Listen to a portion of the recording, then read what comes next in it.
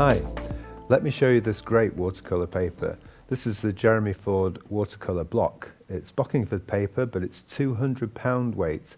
That means it's a little bit thicker than 140 pound weight, which is what many people use, and it's gummed all the way around the edge. So when you paint over it, it will distort very, very slightly, but it should dry absolutely flat. Let me show you. I've got some water here, and I'll just go over a part of the paper with all around the brush, wet this area, and the paper's thick enough so that paint won't go through and affect the layer underneath, so there's no worry about that. So here's a bit of blue right across the top, a bit of orange underneath that. So here's a quick little sunset, maybe drop in a few clouds as well. So this is pretty wet, and you can see the paper's stayed flattish.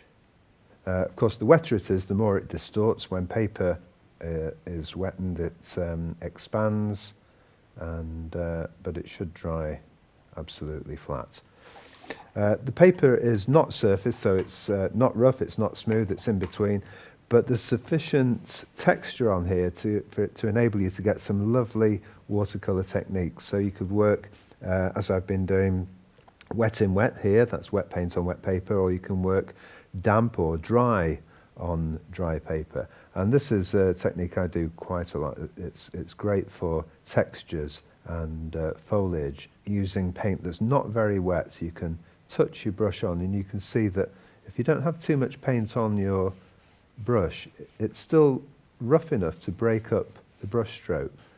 Once this is dried, you'll see how flat the paper is, and then I'll insert the knife in that little gap at the bottom and take it all the way around, just like this.